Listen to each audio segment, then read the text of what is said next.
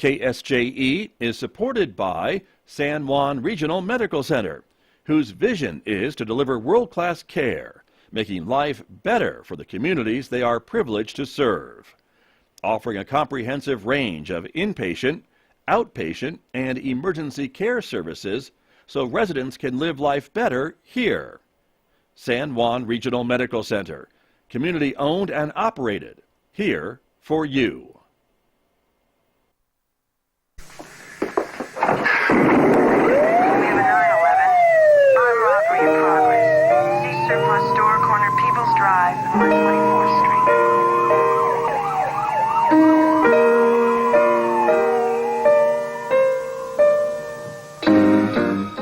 Welcome to the Cop Shop with FPD. I'm Shanice Gonzales, the Public Information Officer, and with me as always is Chief Hebbe. How are you, Chief?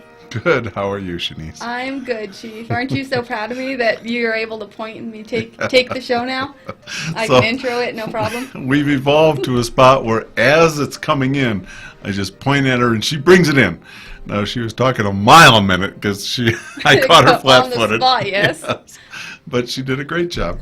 Shanice has come a long way. She's much more at ease in front of the microphone. Much more at ease. That's yes. me.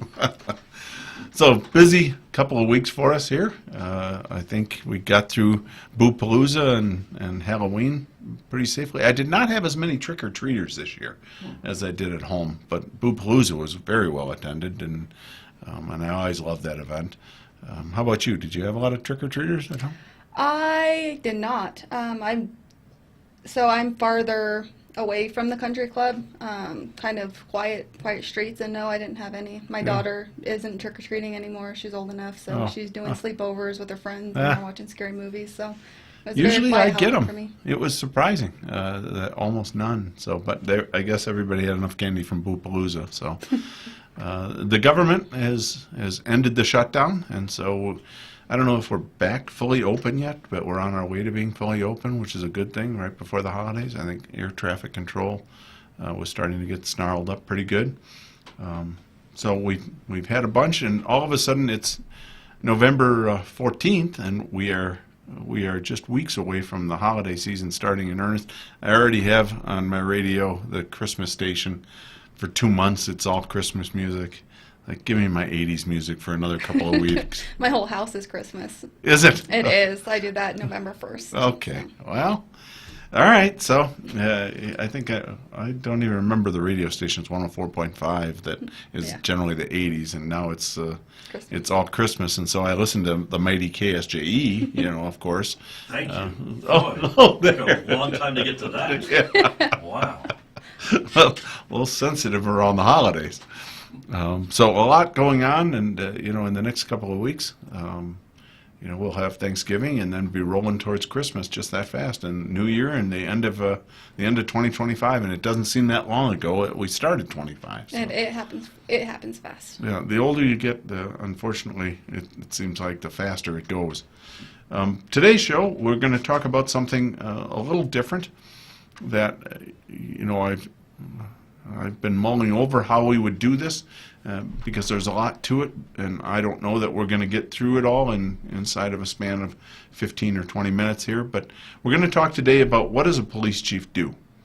I've made jokes a bunch of times through the years that I don't actually do a lot. I don't produce a lot of documentation. I don't build anything.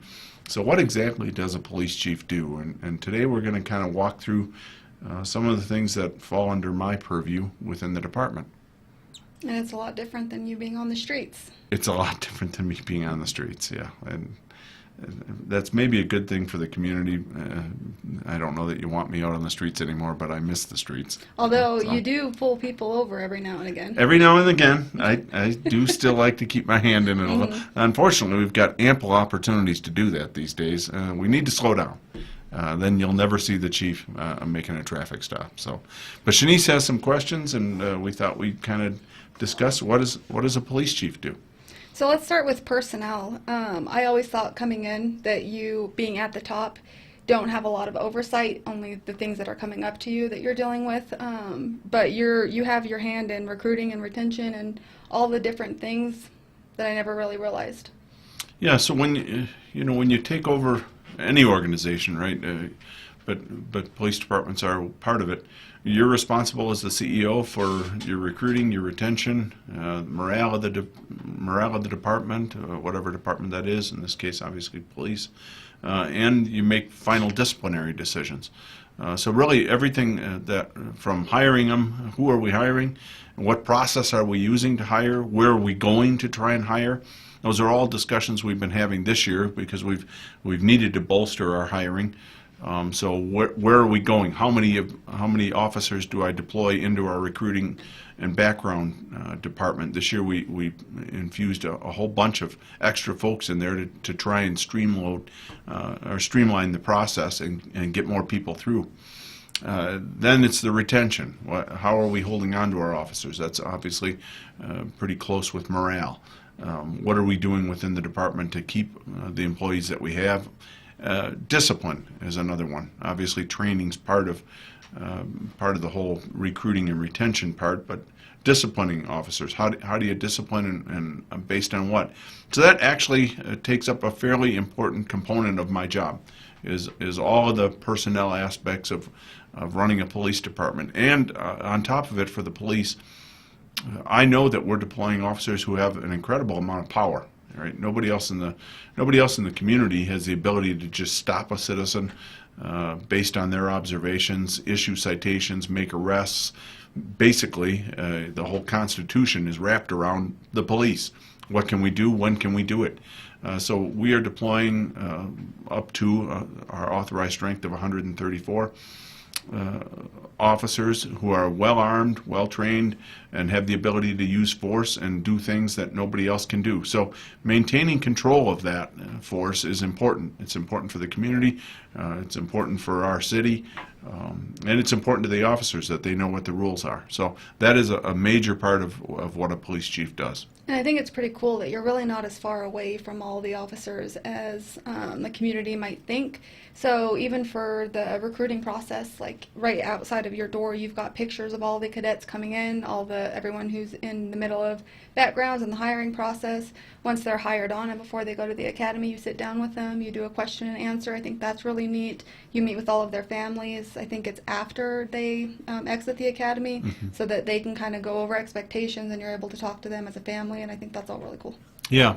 I also, this year, our recruiting emphasis was heavy, and so I was showing up at testing days where we were testing prospective employees.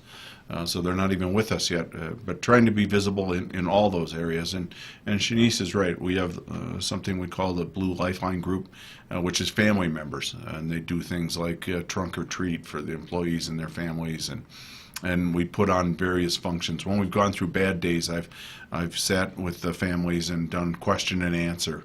Here's what I'm thinking. Here's where I think we're going to go. So all of that, it occupies a lot of time. But you're right. I'm closer to it's easier to be closer to the troops in a department this size. It was harder in Anchorage. We were about 400 officers, a little more than 400 at our zenith while I was there. And then you had 150 civilians, and that's harder to be close to all of that. Here, it's reasonably close.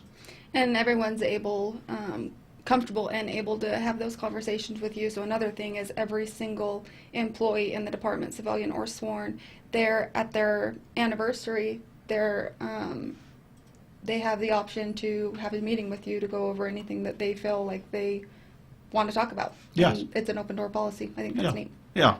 Well, when I first got here, the first 4 years or so, it was mandatory. Every year on your anniversary, you'd come up and we'd sit down for about a half hour and talk about really whatever the employee wants to talk about, answer questions, because they don't really get to see me one-on-one very often. I backed it off. Some people dreaded coming up to see the chief in his office. I actually was trying to break that down. That's why I was making it mandatory. Every time you see me isn't bad. But I made it voluntary, and so, a couple of weeks before your anniversary, my admin, Denise, sends out an email saying, hey, if you want a meeting with the chief, let me know, and when they do, then she sets it up. It gives me a chance to get a little pulse on the department, how we're doing, answer some questions from people, and just sit around. Now I've been here coming up on 12 years. That's the entire career of a lot of our employees there. So I get to meet them and talk about anything that's on their mind. I like that. Let's talk about budget. FPD has a gigantic budget. What does that look like for you, forming it, prioritizing things, adjusting during the year? We've got the building that we're doing. We're always needing new vehicles. What does that look like? That's budgeting is a major part of what I do. Generally, our budget season is in the spring. Now it starts March, April time frame and rolls into June when the final budget's approved for the next fiscal year. But then it's managing the budget during the course of the year, and that for us is about a $21-22 million budget at the PD. So quite a bit within that, and the ability to be flexible within the course of a year. So as new events come up, as new opportunities come up, or in the case of recruiting and retention, last year we started offering recruiting bonuses in the middle of a fiscal year. Well, we wound up using money that was going towards the fact we had so many vacancies. We were able to use that money and roll it into bonuses to try and bring new folks in. We've got 14 right now that are scheduled to come in for the academy starting in January. So we had a fair amount of success this last year. But those are the kind of the decisions that you wind up making during the course of the year. For the budget process itself, it starts down with the sergeants and lieutenants. I came up in Anchorage where every commander had his own budget. And so that puts the onus on that commander to develop what do I need, and then you're going to be responsible for that budget during the course of the year. So it develops our staff for higher positions. They're used to working with a budget. In this case, it allows each department, each section of the department to have some say on what do they think they need. It's hard for me to know what their needs are all the time. So they put together a budget. They sit down with my captains and my deputy chief and I, and we go through what their requests are. We compile all of those requests from around the department, and we siphon off. We get it down to what figure we're going to present to the city as, hey, this is the proposed budget from the PD. Then I meet with my boss and the finance director, and we go through that, and he approves, okay, this part we're going to take forward to the city council, and then finally we do it in front of the city council. So it's hours of time and over the span of a couple of months as we prep for it, and then it's really managing that budget afterwards. So there's a lot to that, and we take very seriously our fiscal responsibility. There are tax dollars, it's your money that we're using, and you're giving it to us to do something that benefits the department and benefits the community, and we take that seriously. So budgeting is a major part of being a chief. And you have a background in finance. That's what your degrees are in, correct? It is. My first degree was in finance, and that has served me well during my time in command. And I think it's awesome that you involve all of command staff so that they're getting that exposure to being able to work budgets also. I think we've had people who retire who have gotten other jobs because of their budget backgrounds. Yes, and I was fortunate. It happened after I'd been a commander for 5 or 6 years already, and I just didn't have much experience with the budget. And I was kind of commenting to my boss that, look, there's a sense down here at my level and below me that the budget is just this nebulous thing that somebody else controls, and what do we care about the dollars? What do we care if we call in extra overtime? It's not our money. And that doesn't serve us well. And he agreed, and he kind of parsed up the budget and got it to exactly what I'm using now, which is, as a lieutenant, I became responsible for a budget for my shift. And then all of a sudden you are accountable for the money, and the money does matter. And from there then it helped me develop and move up. And so we do that with our lieutenants. It does make them far more promotable. They move right into being a captain. They're used to dealing with budgets from their earliest days in command. So I do like it as a development tool. It also makes you think more strategically. Right? We have X amount of money, and we want to do a whole bunch of things, but you have to kind of plan them out. You can't do everything all at once. The department couldn't even really do that. But for sure, money-wise, you can't. So it makes you kind of like you do at home. It makes you budget. Hey, I'm going to buy a new car next year or 2 years from now. I need to start saving for it. Well, same thing for us. And when you get your entire command staff involved in that process, it makes things go much smoother. The public, let's talk about the different programs we have, the different resource summits we have, CPAC, all the ways that we're involving the public in policing. Yeah, the public was a major change for me from being a deputy chief in Anchorage to being the chief, and it's just that visibility. People expect to hear from the guy that's running the show, and when they don't hear from you, or when they only hear from you during bad times, you don't wind up having that same amount of trust and confidence. So a fair amount of my initial arrival here was getting familiar with the community and letting the community get familiar with me. Part of that we have, obviously city council, so I appear at city council, work with the council on things. I wound up speaking a couple of times this last week, and I usually do not, but I wound up speaking on a couple of different issues to city council this last time. We have a citizen police advisory council called CPAC that we meet with every other month. That's just a group of citizens that have been selected by the mayor in kind of an oversight capacity of the police internal affairs division. So if you as a citizen get a complaint or file a complaint and you don't like the results of our investigation, you can appeal to CPAC and they'll take a look at it and either agree or disagree and make a recommendation to the city manager. So I deal with CPAC. Obviously, when we have things go wrong, then it's up to me to talk. Even if they don't go wrong, even if it's just bad, like an officer-involved shooting. Those are traumatic events for the community.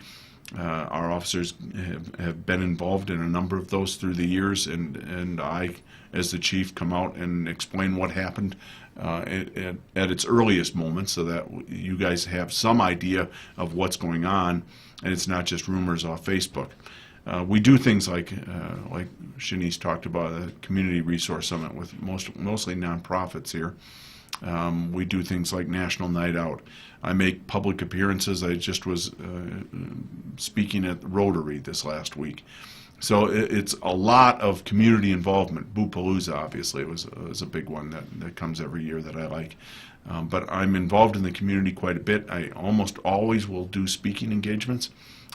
Calendar is really the only limitation. So I spoke on everything from the Charlie Kirk Memorial event here a few weeks back to a private meeting with Somos and Pueblo Unidos and Indivisible SOS, two kind of activist groups that are in our community.